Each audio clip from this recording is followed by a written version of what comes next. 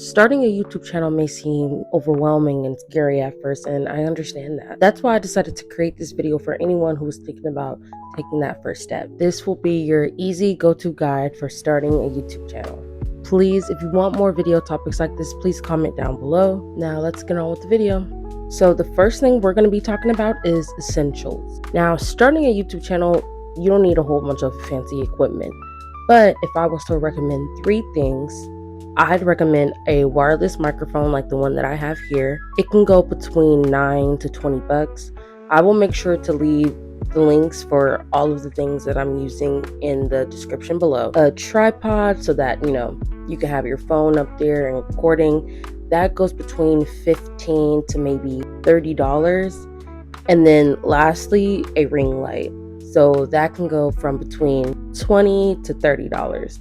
Now, the ring light is always optional. If you don't want a ring light, you could just use a simple lamp or something, but I'd recommend a ring light just because having good lighting in your videos is very essential. But like I said, a lamp will do as well, which is what I'm using right now. So altogether, all of the things will cost between $30 to $60. But yeah, investing in this stuff really would help. But if you're not able to get it, do not let that stop you from posting. Just start the videos, and along the way start investing in some of these items as you go, because that's exactly what I did. I didn't have all this stuff starting off. I literally just set my phone up and started recording, and then by the next video or 2 videos on, I was able to get a mic like this, and then eventually I was able to get a tripod. So now we're going to get into the second part of the video, which is editing. I'm just going to be letting you guys know some apps that you can use when it comes to editing your videos. These apps are good for when it comes to editing out some of the different parts in your videos, adding music, and other things like that. So some beginner-friendly apps you can use is, for one, CapCut, which is the one that I use a lot. Now, since it is connected to TikTok, I don't think it is in the App Store, but if you already have it, the way I'm able to still use it is I put my phone on airplane mode, and then I connect it to the Wi-Fi, and then I'm still able to use it.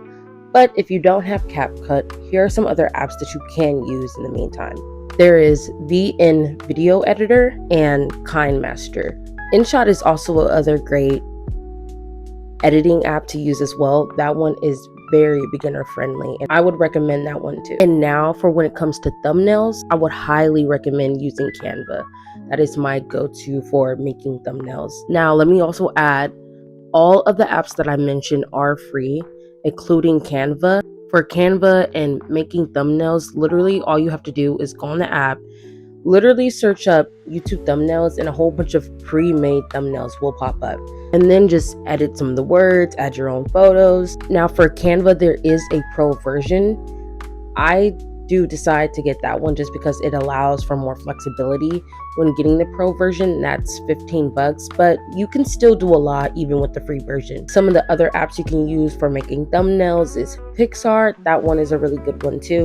Pixlr and Adobe Spark as well. Now, just for some tips when it comes to good editing for your videos, I would honestly just suggest to just have some good background music in your videos, just because it sets the tone for the video, and so it's not just you talking the whole time and it doesn't seem awkward. Another tip is to just make sure to have good thumbnails, because if your thumbnail isn't good, no one is going to click on your video. So make sure you spend a lot of time when it comes to your thumbnail. Another tip I would add is to focus on your hook. So by that, I mean the first 30 seconds of your video, because this determines whether or not a person will stay on your video or leave. So please make it count. Another tip is, personally for me, I like to write out outlines for my video or just talking points, so I know what I want to say, so I'm not wasting time.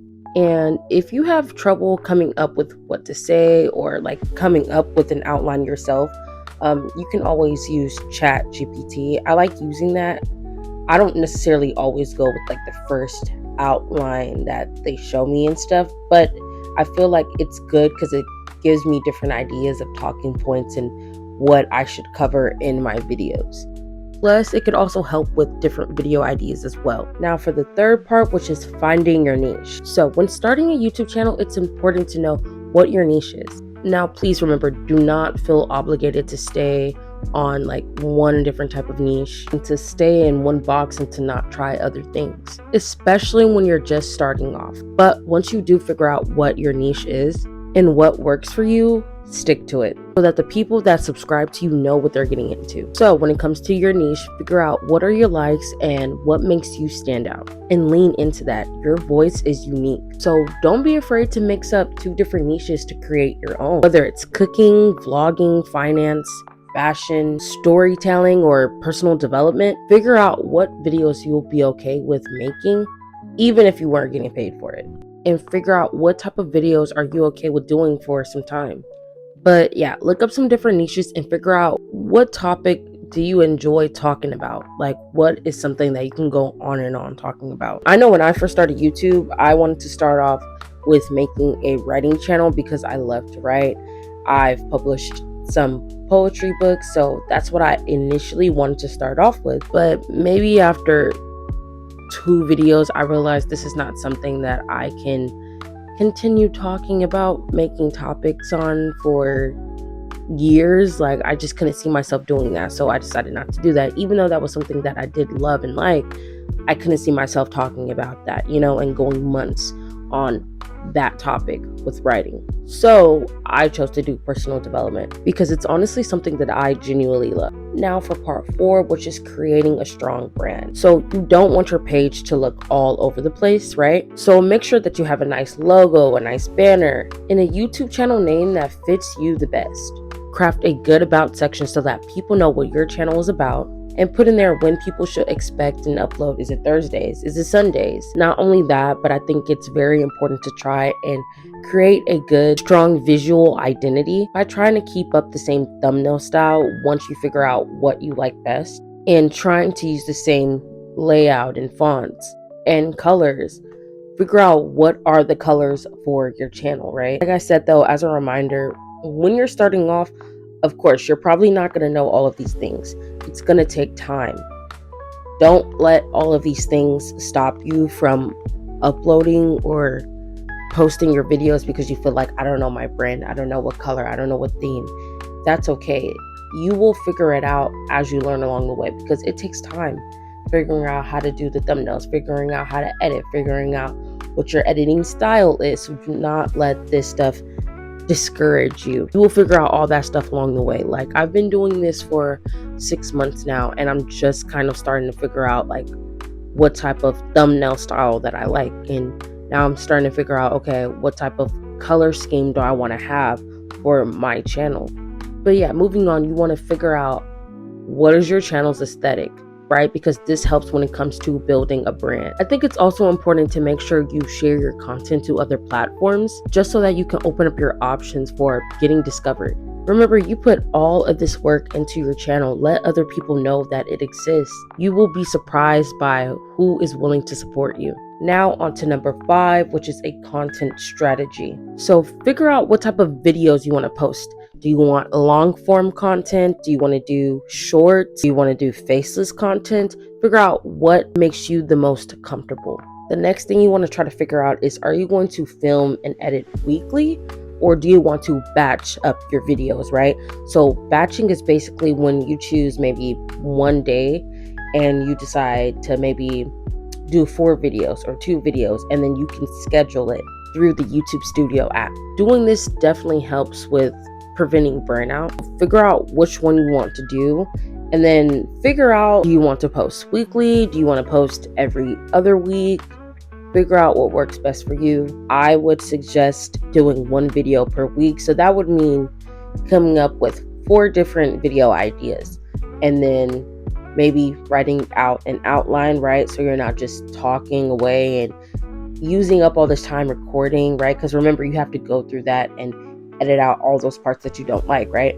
So that would mean creating 4 outlines, choosing one day to create 4 videos, editing them, and then after you do that and making the 4 different thumbnails, scheduling it, and then it's done with for the month, and you don't have to worry about that, versus every week having to wake up, shoot the video, come up with the outline, put it out. Like, that's a lot. That's what I would do. And eventually, like, at first it was okay, but eventually it did lead to burnout, because there's some days where you may not want to get up and record a video. There's going to be days where you're tired. There's going to be days where you're sick.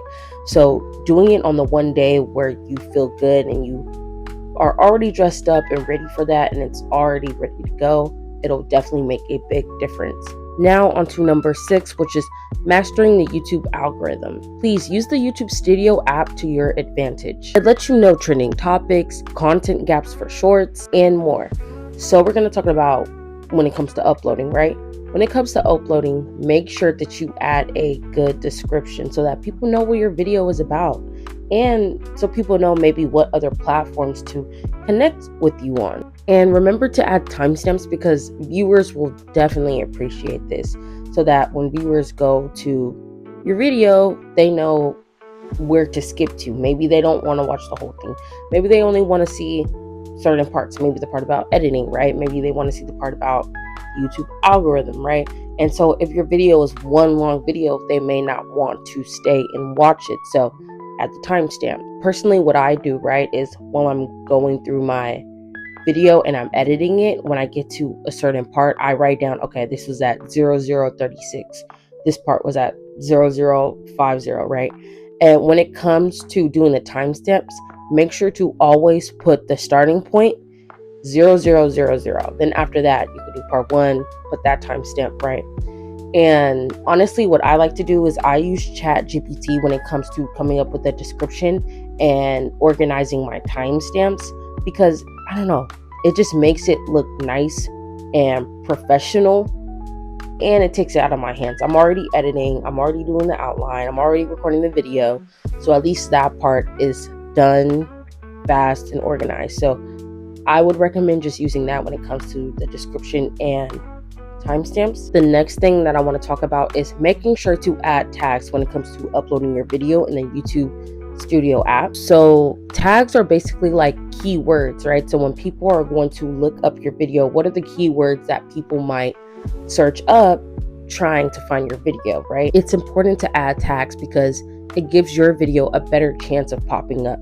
Like, a lot of my videos have popped up, or people have seen them and found them because either they got recommended from somebody else's videos or in the search tab. Next, you want to make sure that you are picking the right category for your videos when uploading. If you're doing tutorials or teaching, make sure that you put your video in the how-to or style category. If you're mainly just talking, you could put your video in the people and blogs category. And for scheduling your video, all you have to do is push on the visibility tab. It might say public at first, but once you push it, it'll give you the option to schedule in advance. Another tip that I would say is just after uploading your videos, pay attention to watch time for the viewers. Remember, like I said, the first 30 seconds to a minute really matters when it comes to your video. So focus on that and look at your audience's retention time. Are they staying 30 seconds in? Are they staying for a minute, right? So you know, okay, that first minute, that's the part that I need to work on and make really good. Maybe add like a really nice, interesting intro or something, or add different little clips or something to grab their attention and make them want to stay on the video longer. So yeah, just focus on the packaging of your video. That includes the thumbnail, the first 30 seconds of your video. Because I'm sorry, on YouTube, unfortunately, people do judge a book by its cover. And have your niche and brand down so that the YouTube algorithm knows what type of viewers to push your content out to. Now for number 7, which is just some growth hacks. I would definitely say to just use shorts, because it's a great way to push out your content to a wider audience. Collab with other creators if you can, because networking is key. Another tip is to engage with people who comment on your stuff, even if it's just 1 or 2 people. When YouTube recognizes that a lot of people are engaging with your content, the more that they will push it out. Also, look at what other people are doing, their titles and what's working for them, and try to use similar titles like theirs. Look at what's working for people in your niche and what are the trending topics for people in your niche, and adapt to that. It may sound messed up, but it's like, I don't know, if it's already working for somebody else, use it too. Try it out. It might end up working for you. One of my videos I had made about monetization and how getting monetized is hard. I had seen somebody else do a video on that. And so I thought, you know what, let me do a video on that too. But from my perspective, I decided to use the same name, the same video title, but I just did a video on my perspective of it. And that was the video that got me to 100 subscribers. So like I said, see what's working for other people, use the same title, but add your own flair when it comes to the video. It might help, maybe it won't, I don't know, but it's good to try. I know this all seems overwhelming, but honestly, it's okay. Just be consistent and start. You can learn all of these things along the way and adapt. I encourage you to just learn something new and try something new each upload. You don't need to know it all. Just be patient and know that your time will come. Please comment down below your channel name and what your niche is so we can all support each other. If this video helped you, please hit that like button and subscribe for more content like this. Until then, I'll see you guys in the next video. Bye.